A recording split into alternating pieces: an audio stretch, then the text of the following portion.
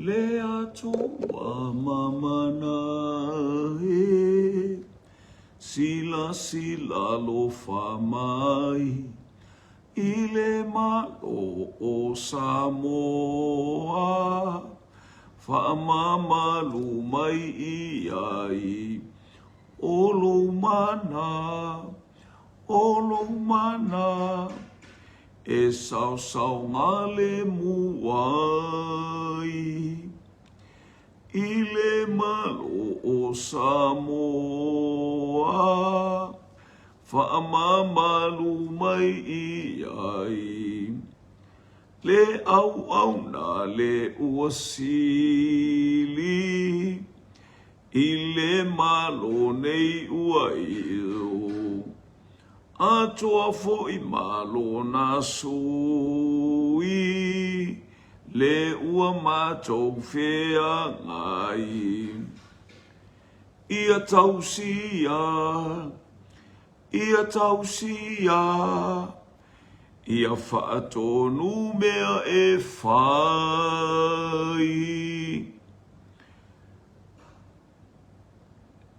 le ua matou fea ngai ia whaatonu mea e whai pe a whai atu la fono ia e awai mai i ai tau o mea e tonu lava o lou mana ia whatutu mauina e sau ngale muai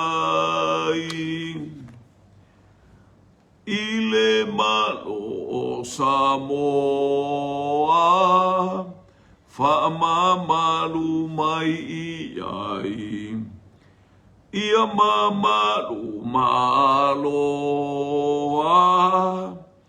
o le atunu unei ia mio tonu lava male pule elelei olo mana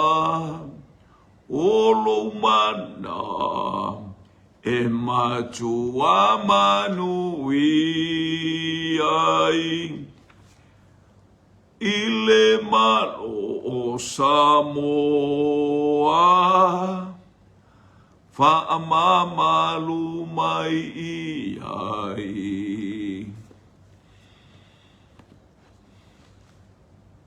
whaamamalu mai la uafio i le malo Samoa si ti atu si o mātou malo i lumo la uafio ma le nganga whaamaulalo o lau au onga o le tangata ngasala e ngasala lo uatunu o e ngasala lo malo mātou watu i ate oe lele ie ma le whaamaulalo e ala i a keriso i Yesu si sila alofa mai o lo umana mātou te mawhai ai mea umalau mātou wala au le halu lau tala le leil nei vaenga o le afiafi whalangalango le mana o le nganga pa ia Haleluia, ina ia le manuia o lau fio i lungo o lau whana i watu mea uma i louvi inga le tamale alo o male nganga sauna o Yesu.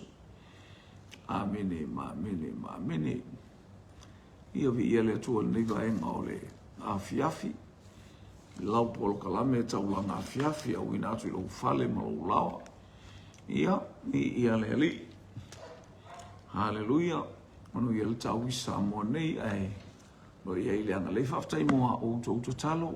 Whaftai moa o tau wolenga ile ataimi mo le ataimi talo ai mo si o tatou watunu. Manu ia mamata mo fia le atunu i wha manu ia ngā le atua. Vi ia le li, praise God. Hallelujah, o le talal tau, ia o lo masanga le mu, ia le angi o nai matangi. Hallelujah, ile afiafi, mana ia le afiafi, le tau mai, taliu mai o e o whainga ruenga. Oi fo inisi o anga iatu e whapena fo in whatalo whatu ile atafa male itu o ie ngā ruenga o amatalia ile afiafi. Ia iai le manuia o le atua i o tau whaiwalo filima. Haleluia ngā ruenga matiute aua lava le tautuaina o tou ainga, tautuaina o na iau tou whanau, tautuaina fo i o ngā ruenga ma le ekalesia le atua ua wala au le ai o tou i le ai tu ma le itu o le kelope. Haleluia, lau polkalame o le taulanga fiafi. Haleluia. Le ua o mai kolose. Le ua o mai kolose i lom ta upelua. Ai mai fai upelu muli fai upelua suma le paluma le lua suma le iwa. O le tala sa tato ia iana nafi. O ia lama mātou te tala ina atu, ma apo ai atu i tangata uma. Ele o se isi ai ngoa. Ni e fai mai e le apostolo ia kolose ele o se isi ai ngoa. A o le suafo i Yesu Keriso. Haleluia. Lo a o atu i tangata uma le poto uma lama.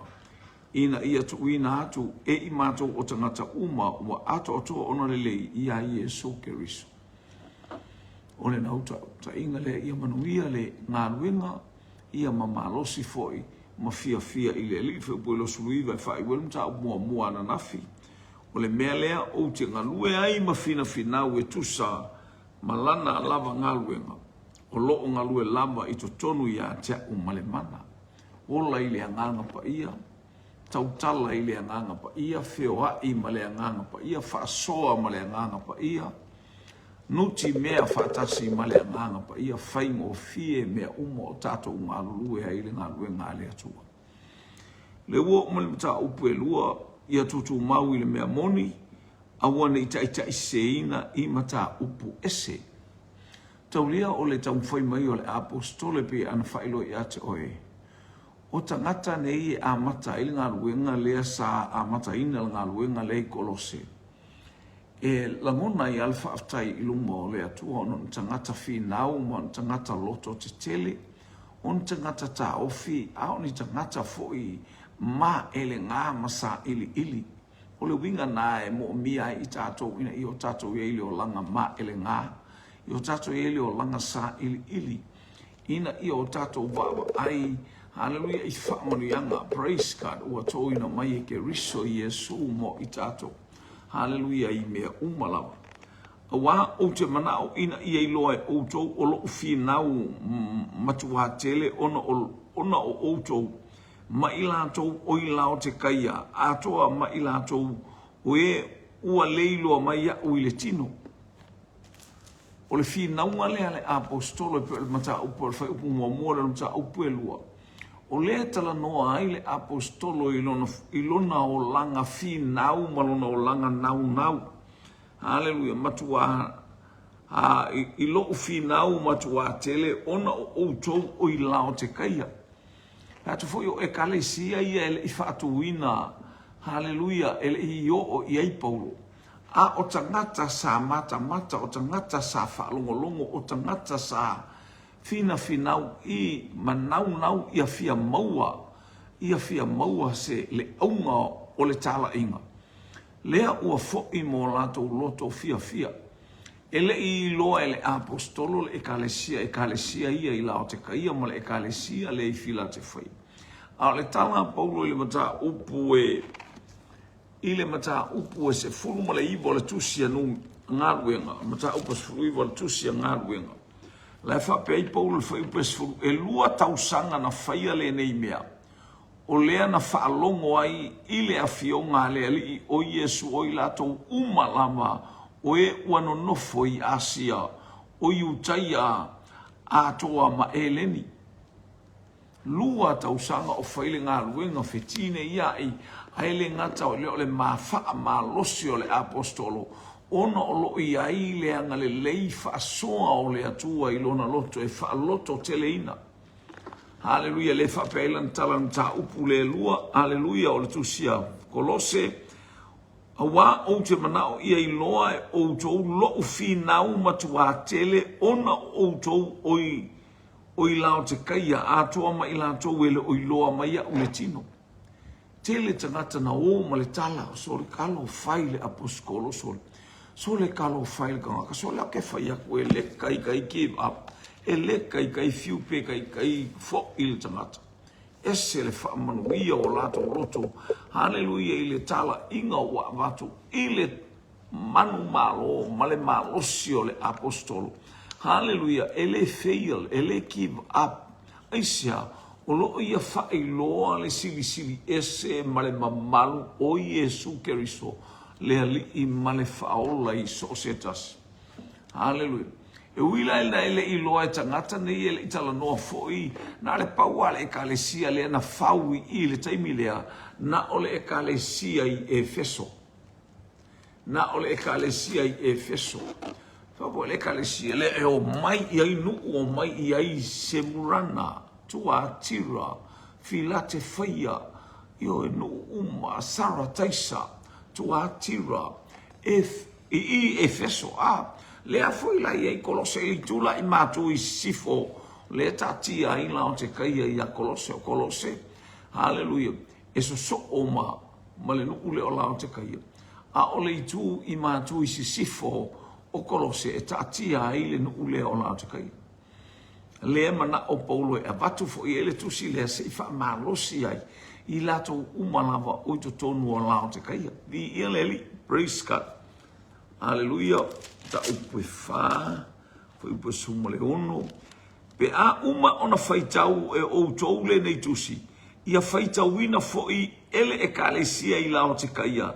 Ia o tou whaitau foi le tusi mai lao te kaia. Mana ia a. Bi ia le ono ta upe wha o ono whai upe. Isfulu ono o le tusi lea Kolose. Le ua usi ia tu iai. Ina ia eilo o tusi ia na ave ia. O le tusi e ave i lao te kaia, ma le tusi e ave i a Kolose. Ma le tala a uma tau whaita ua le tusi le Kolose, na tau pasia le ekalesia i lao te kaia. A le tusi fo i la ua vatu i le ekalesia i lao te kaia. Ia a mai tau te whaita ua o wha mahalosi ale apostolo a wale whana ua le atua. Praise God. Le o tau, ele iloa i el tino le tele o tangata ia ua whaalongo atu. Ua whaamanuia i aile atua. Ao leo langa fi nau le ma leo langa tau sinio, leo langa tau wivi. Haleluia, leo le tangata ma manu ma loi mea uma te whaia. Le ia ile fi naunga le pe ona iai ia le kalesia i Kolose. Vi ia le atua. O le whaife au o Epafara o le tangata le whaamanuia iai. Tangata le na ia amatale lotu le i Kolose. Le walu i Roma. Waru e asi ia Paulo ina ua ia maua le tala ia Paulo. Le ua la mafuta ima Paulo. Le ua whasoa ia Paulo le winga o le tupo le ekalesia ma whaamanuianga le atua. A olo mo mia pe la tu se leo Paulo. Haleluia. Se i whaalongolongo mai le apostolo po sao e alato me ala e whaipo o lo whale tonu. Haleluia. Le ua tusi mai Paulo iai e pe ona iai. Haleluia, ina ia whaamawhanawhanaina o lātou loto. E whaaso'oina i le alofa. Ia maua ai le oloa uma o le mautinoa i le loto matala. Ina ia i loa le i le upua le atua salilo. O le tamalea, haleluia, atoa makeriso. Ia lātou i loa le upua le atua, ia ola i le upua le atua, ia fia i le upua le atua. Ia lātou oli le upua le atua, o le atale le atua tu umai. O le tusi e angangata, le ala winga e angata na tusi mai to tonu o le whare pui pui. So se tusi e te tusi mai a haleluia. O lo iai ia fita ma whaingata ia te o lo iai sai tianga. Haleluia ma a o nau ia ho o le tusi le. Po le ase me tusi mai a isi au whanau pe tusi atua ilo painga. Aua tau te popole mai o lo o manuia unei ma le whanau tonu ni usila. O lo o manu i tes i aso la sala in telefoni. Sa mo isa i telefoni e se a fa in telefoni. A o tusi la e au mai. E fe avea i mai. Lea e feiloa i a inga o la ina lau le tusi e to e lau e to e lau e to e lau. Aisea o la ngona ono le whaalongo atu i le leo au mai le tala whaamalosi. A toa ma le tūlanga o ia ma le whanau. O ia ma le ainga i niusila. So stangata o lo ainga e whapena a. Whapena a ia la ngona o le kalesia le ili fia. A o le loto o le apostolo ia mo moli ma o le tusi. Mo i lātou ia whaima fianga i o lātou loto. Ia le li whai puetolu. Wa ia te ia le whaupe wha o whaupe tolu. Wa ia te ia le o loa uma o le poto atoa male malamalama ua lilo e. Ia u whailoa ia i le poto male malamalama o Keriso ona o ia o le atali i o le atua. O ia o le atua. O lo tau sa ili tangata. Ma tau leo le telele o tūlanga o lo whaase se ai tala inga e. Ele au vahenga ia mai utaia. O utaia le latu te whaase se ea tala inga. Nā lātou te o ama tūlanga haleluia o le tala inga i le whenga inga tuai. O lai o ama mose. O lai o ama ave mose. O le fisili o whea iei mose. Ua oti mose. A le ua wha wau mai o le ata mose. O mose o le ata o le tūla fono. A o le tūla fono na ave ia mose e taita ina ile nu. Na o mai loa haleluia le tūla fono. Haleluia ina ua maua mai Keriso. Ona uma le fai mai tuspaia o le taita itama. Sa taita ima ile nu. A o mea uma ele whenga tuai. Lo ainga o le ata na mea uma o Keriso i Yesu lo tatou wali i malo tatou whaola. Vi ia leli. Ina i o tatou tai mai le uoti le au nga le atu au mose whape na ona uma ona ngata le tu la fono pe ao o mai i a Keriso i Yesu. Fa mai Yesu o te le isau e tatala le tu la fono. Aina o sau e whataunu. Le anga o le tu la fono ma le au profeta e mori mau i atea. O te le isau lai wha le au ngā. Aina o sau e whailo i atea. O le whataunu wina le nei o le tu la fono. Wow! O Yesu, o ia, o Yesu. O le whataunu wina le nei o mea na mabalo e le au profeta. O ia, o Yesu Keriso. Le ua atu nei au le alava e o ma le au iutaia ta la i atu a ele talia peritome. Haleluia, tausi le sapati, ele aiso wa manoa i le langi ma le ola e whaavau. Ele o oe se iutaia, ele o oe se tangata whaolainu. Ua matua te lele whenumi ai. Ua te lele avenga ua amo e tangata onu e selo ua inga. Le ua tātou whaalongo i le upua le atua. Lua se lau tausanga. Ua lua se lau tausanga. Pi ia leli. Toe fia tausanga e tu praise God. Ono toe wha tausanga lua se lau wa tausanga. Ua lua se lau tausanga, le toe wha tausanga. Te lo se vainga telefo ina ape a whai o atu i tonu le e kalesia la mosa i le lua afe tolus fulu. E whamana tuai le lua se lau tausanga talu na au mai le tala le isa mo. O tātou whiinu, ua o tātou a ai. Ua tātou maona, ua le ai se mea e whaasesea i tātou, o le a whaasesea oe. O le a whaasesea oe. Ona ua ele whaitau lutu spai. Ua ele whaalongo manino. A ua e whaalongo longo i le poto tangata. Le ata mai o le a whaifi au ma le a whaifi au. A e tutu wane lau ba, a e tutu wane lau sila. I le lale lei o Keriso e pei, ona awina mai o le anganga pa ia, ina ia malama tangata uma. O le a ele malama, ona ua e tia ia ese le anganga pa ia. Wa e lo ua na le tuspa ia, e le mawhaina e ola na le tuspa ia. Ai au noa le anganga pa ia, wa tato wo i taimi ua awina mai le anganga pa ia. Hallelujah e peo na awina e ile afe au pito aluma. O lo whaalia i a te oe, ti ngā le vai, ti ngā le wālea, o le au soo. Moni e tolu tau sanga sa wheoa i mai Yesu. Ai tu mau bea le masar salo le au soo. Aia, ai ina ua wha oa ina ma whaata mao, a inga ina ele a nganga pa ia. Mana o Yesu e whaapupula i a te oe.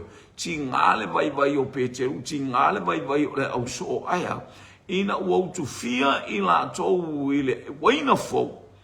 Ina ua feinu i la tau i whaamanu yanga le nganga pa ia. Ua tupu se oli pa ia wa o lava i le oti. La tau te le popole iai.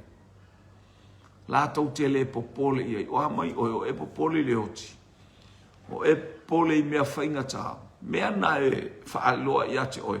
Talia le upua le atua. Malea nganga pa ia. Au noa i tātou malea nganga pa ia. E tātou te whaifua launga. Tātou te launga na le launga. Le pau ne mele tātou te launga. Lalo binga le upu launga le pau. Na ora tātou launga ina ora tu spaia.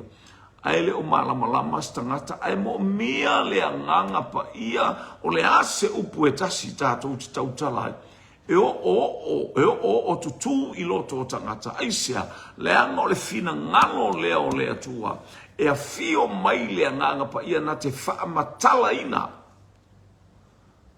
Na te wha ailoa. Le sili ese male mana. Haleluia o lea tua ua fua ina ilo na alo pele. Haleluia lea na ia whaia le tongi o lau whapea o na lofa mai o lea tua i le lalolang. Wa wina mai e lo na lo pele to tasi na ia le fano se tasi. E fatua tua ia te ia. E maua e ia le ola e whawa. Ia le ali. Tu sale a wala le tau mawhai a iu te ia. A o mai o tatou te ia. Tau mawhai u te ia e whase se a i tangata i e kolose e kale sia uma. Ola lātou pulu le o mai lātou. Ale wha mai paulo tasi a tangata le u te mana o tau ia te oe. O le tangata na whaasa tauroina, o toi sitia e le atua mawhatu lai e le atua i lona mana tele, o lona suafa o Iesu Kerisu. O ia o le alo o le atua. O ia o le au auna le atua. Haleluia, ua fio tupu o ia o lo i le ituta matau o le atua. Ua whai mea umama mea tuku ai le alofi o na vai. Ni ia le ali.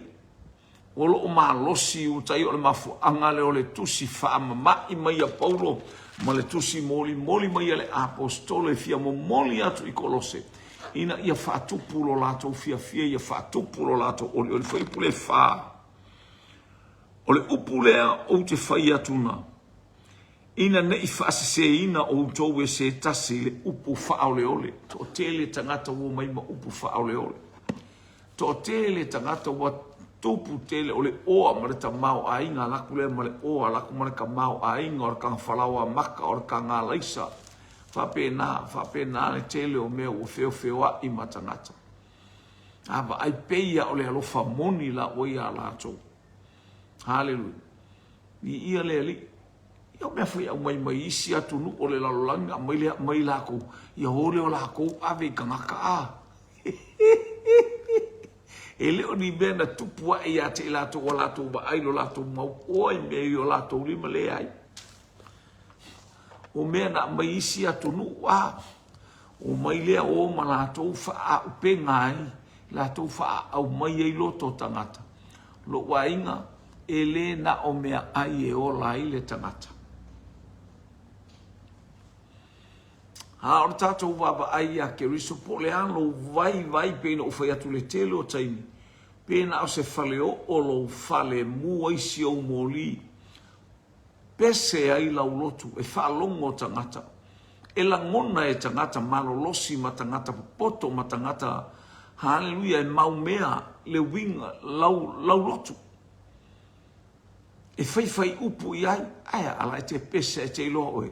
Se ainga vai male mativa alai ai le atua o le ainga pito i sili le nai luma o le atua. Sili mata mau ainga lea ainga i luma o le atua. A le aimpo le ale oa ma le ta mau ainga whamai o le oa le nai ati e le monga. E wha le anga e le ele. Ele au ngā. Hallelujah. A o le maa lo le atua e wha e nofo ai.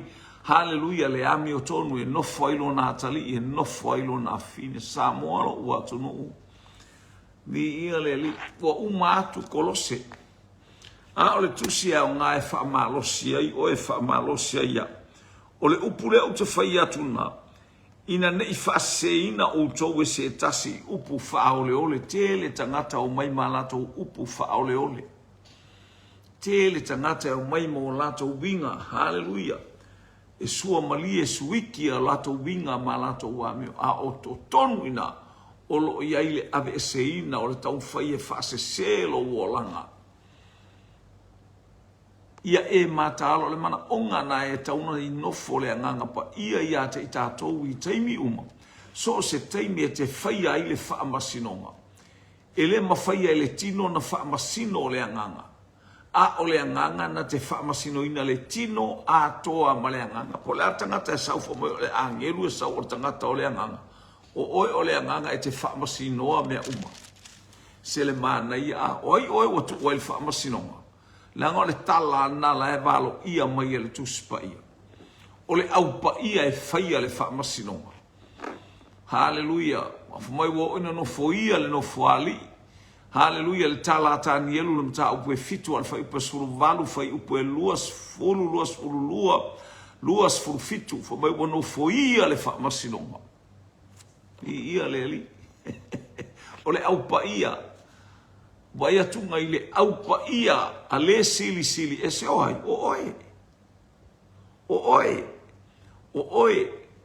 o tātou. Pe a fai e tu mau o tātou loto.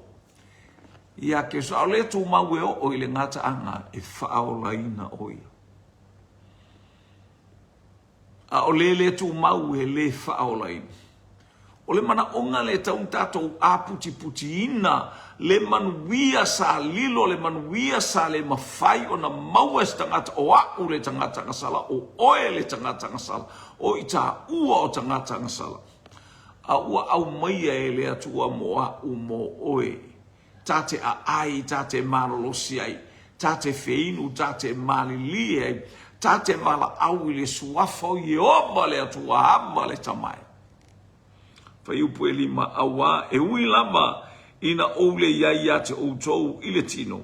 Ai peitai o te iai ate outou I le anganga. O lo o fia ma ova ai atu I lo outou sauniuni le lei.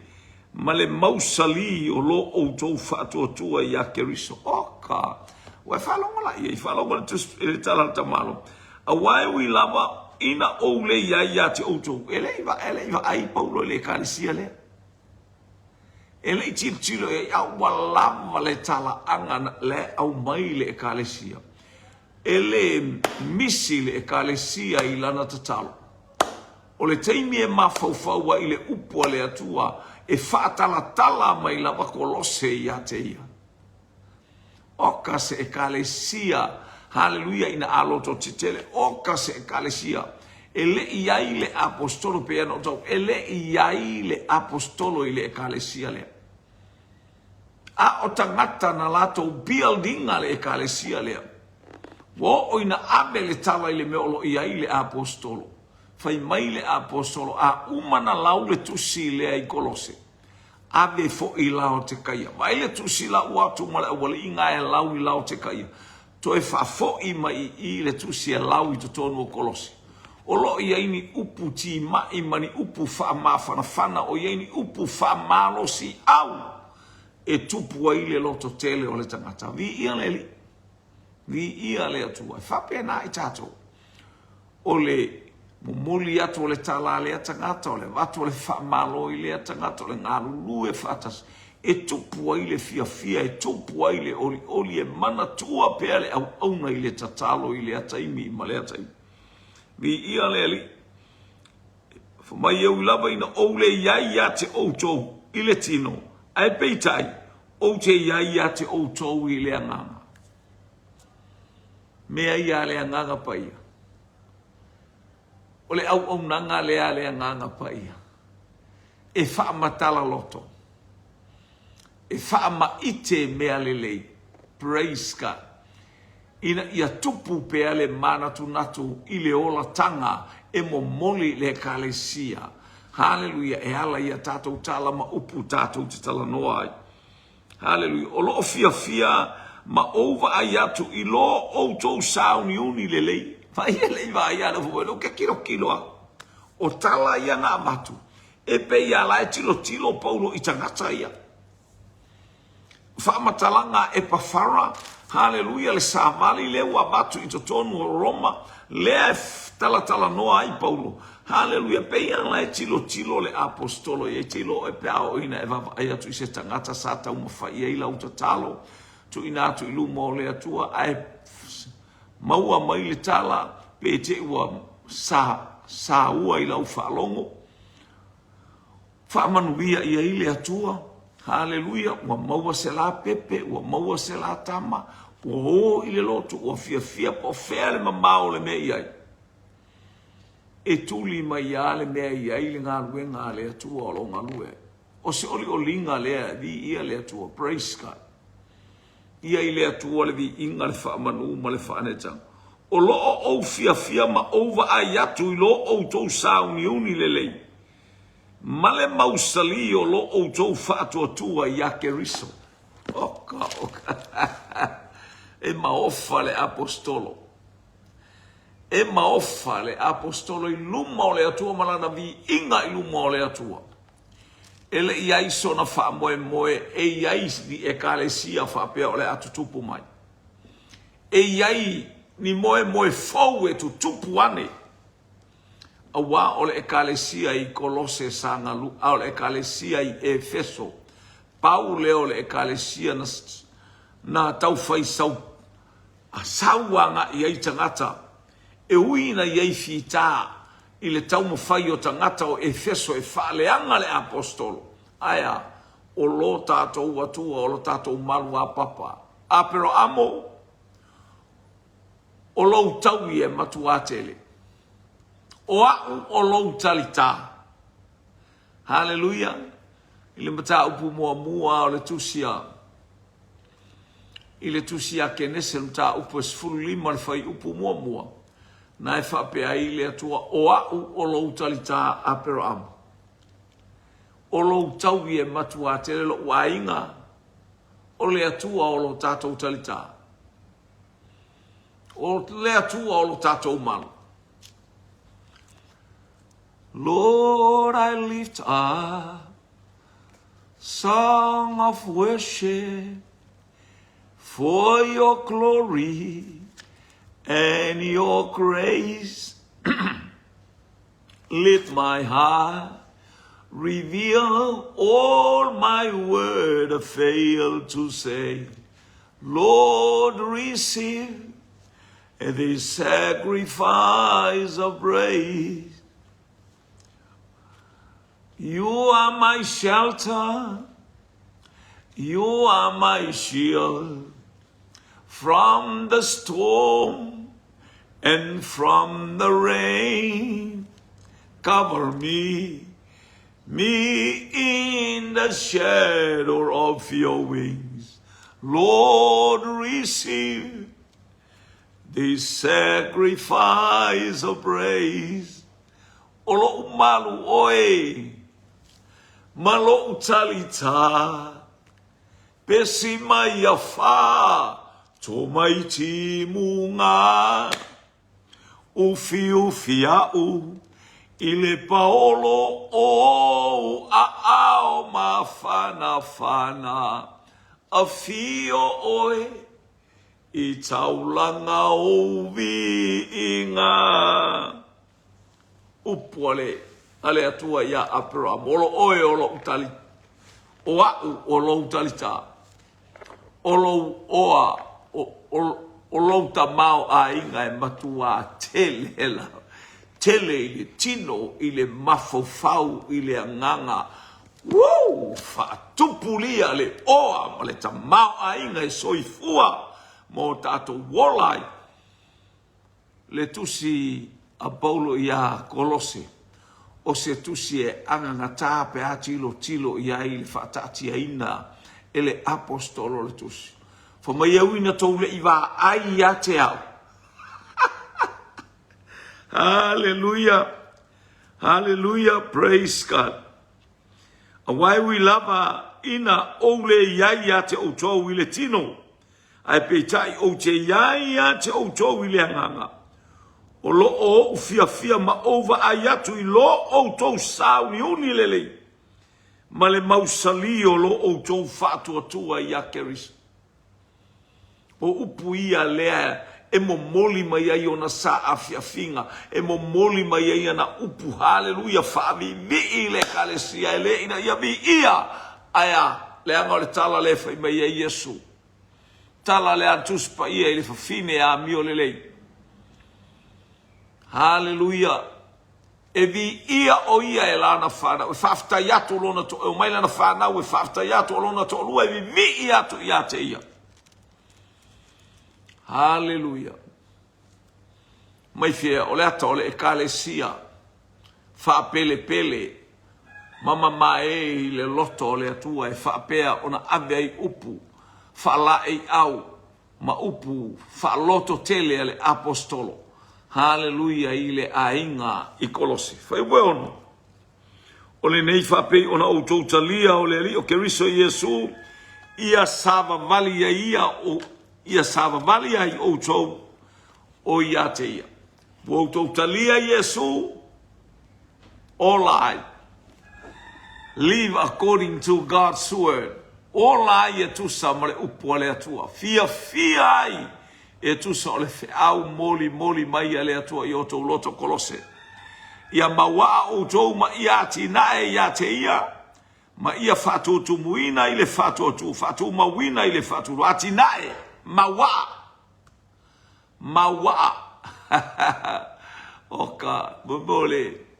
Tele o le tele o le meta ofi ai tele o whamanu yanga le tua mawa. So se mea nga i mai ai le o lo le anga ua mawa o tatou loto i le ali.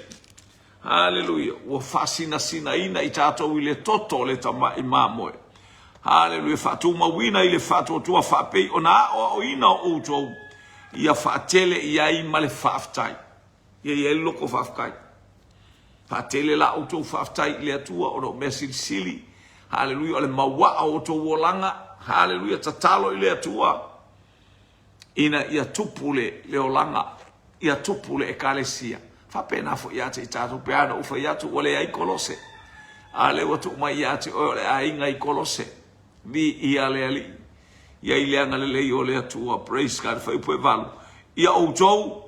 Ne i whata ngata o taua o tau e se tasi le poto, lea o ngā e whase se ai, e tusa ma le upu tu watangata, e tusa ma mata upu mua le larolangi, ai le tusa ma le mata upu a keriso, o tau ne i ave whata ngata o taua ina o tau e se tasi. I le poto e whase se ai, e sili ale pokonga ia ki wenga ilo le pokor ka ngaka ke ngai e kaula ua ku ia ke oe le poto na ia te o le poto lilo fa le nganga.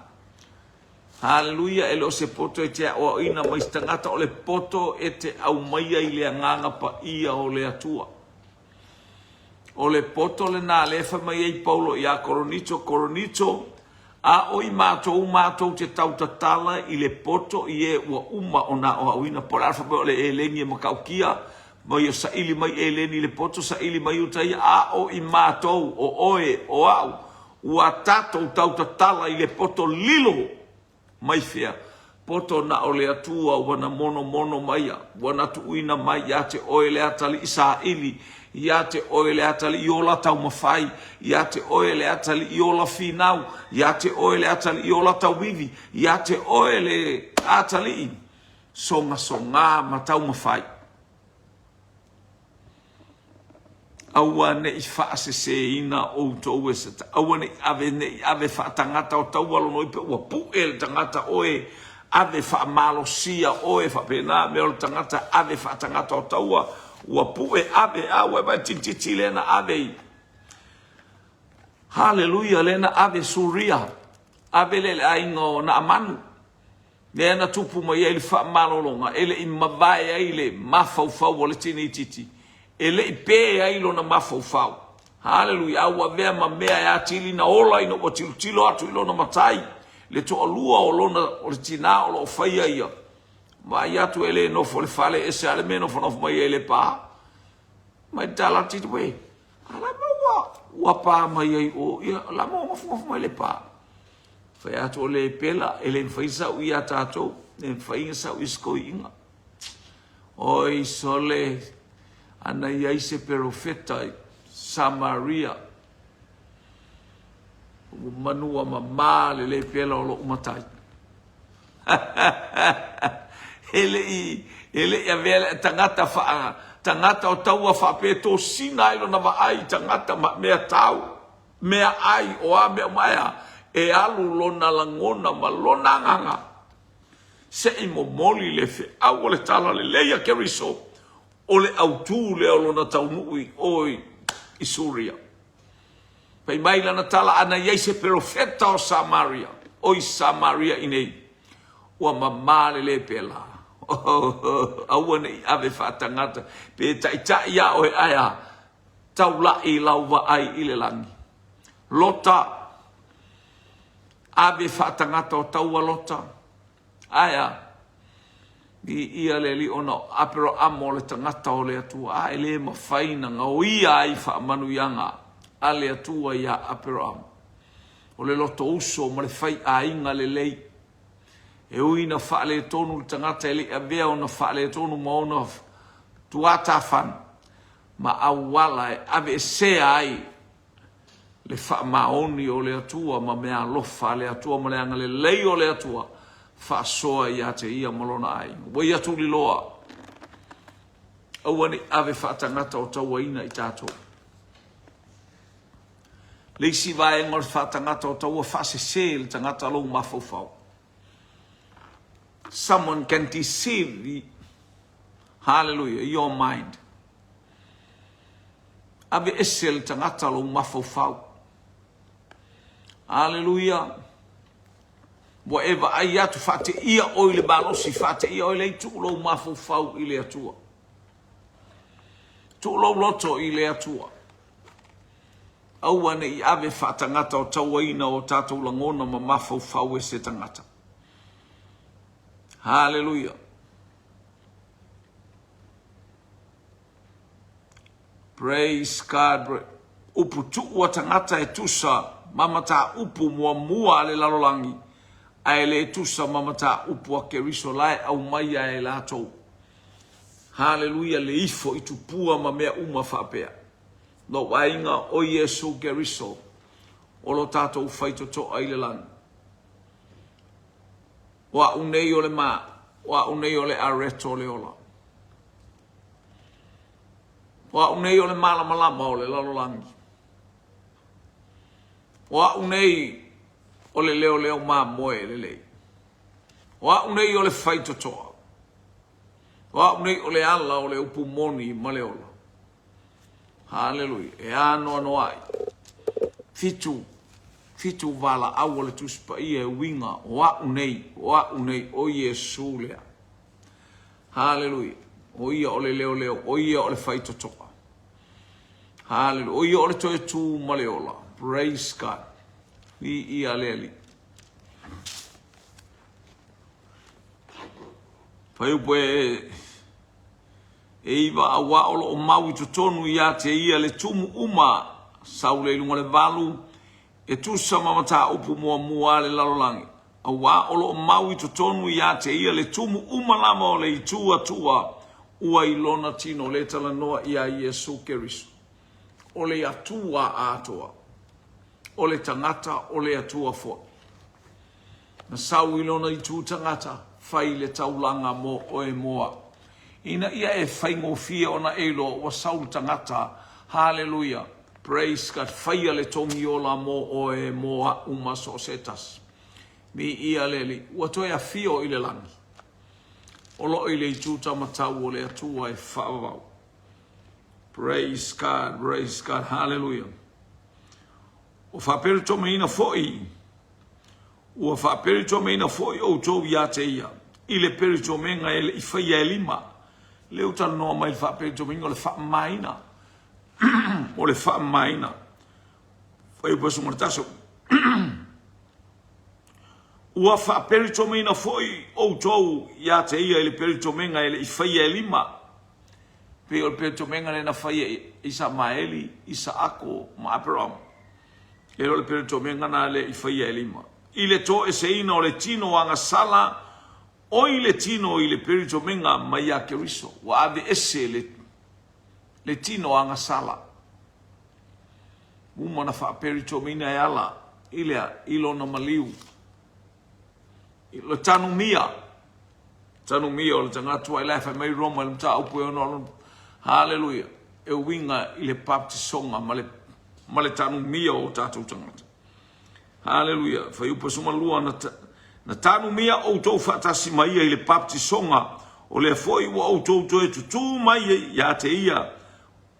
O tau tutu mai ia whatasi mai ia i le whatuatua i le mana o le atua o le na whatu mai ia te ia na ie ua oti. Ia le tala noa mai le winga o le baptisonga. Haleluia, o le tanumia o tātou se ma le anga ma anga sala. Wa maua i tātou le whaamangaloina wa toi tū keriso. A whai wa whaatū keriso e toi whaatū wina fo ilana e kalesia.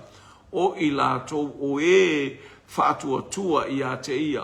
Praise God i mea umalam. Kolose, o le whiauna le atua i a te outou vi ia lele. Haleluia. Outou fo i saoti ia mio leanga ma le perito. Ma le perito meina. Saoti ai ka ngaka e whengain kuai. A le perito meina. Haleluia. Outou fo i saoti le a mio leanga ma le perito meina o a o outou tino. Na ia whaola mai whaatasi mai ia. Ina ua whamangalo mai ia outou wanga sala umalau. O nā mea uma o le perito meina o i tātou. Tātou ka kau filiskia, kau sole au filiskia au le pen ko meinga le a. Lo wainga wa ave esel nā mea. Haleluia. Sa tātou ina ua soloia le tusilima na sala i tātou i tūla fono sa te e mai a te i tātou. Ula fongo manga ke e mai a ke i kako. You just come and accept Jesus as your personal Savior and Lord. Sautalia Yesu fai mali i mawhaola i lowo langa. Haleluia, fai upuna e suman wha. Haleluia. Wa abe sei nai foi, nai le vai loto, ma whamawina i whao i le sātauro. O mea umai ana whai le sātauro i Yesu. O mea umana whai le wha sātauronga i Yesu. Ruafe tausanga umawai. O le ata. Haleluia. O le tanu mia, o le ato, o le whamaumawina o usise ma o tatou whale tonu. Sa iei le tusi lima a. Ia sa iei le tusi lima, le tusi leo le tula afono, le tusi mai ate i tatou. Aua le fasi o tangata, aua le mulilua, aua le pepelo, whapena a. Mea umana ua avesea soloi e sea ilea. Ina ua whamangaloina i tatou outou kolose i le mana o le toto i Yesu Keriso. Praise God. Wa uma ona tu eseina e ia o ali sili mafaipule ma ona faalia mai ilea o ila to ia iloa uma wa manu malo o ia ya te ila to ilea lava mea dia u faali mai kolose o to manu malo keriso vi ia leli wa manu malo keriso i na mea uma. Haleluia. To e falo mar fa ipule as full lima. Wa uma ona tu eseina e ia o ali ima faipule, ali sili ma faipule o ngangaleanga. Wa au ona ia Yesu, wa ifoto ele ia Yesu. Wa avese Yesu le olanga.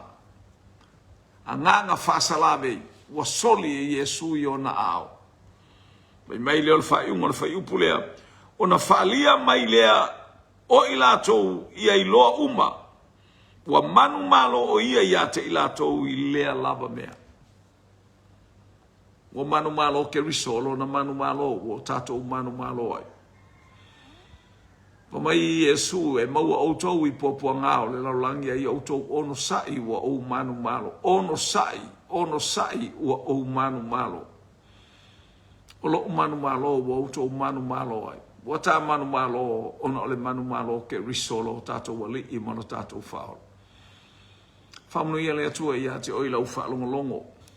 O moli le whiau mai a kolose whapena se whiau e moli ia te i tātou. O Yesu Keriso o le awao mea O lo moli atu, o lo moli ane wa le taimi o kolose ale wa mailo u taimi wa mailo ta afi.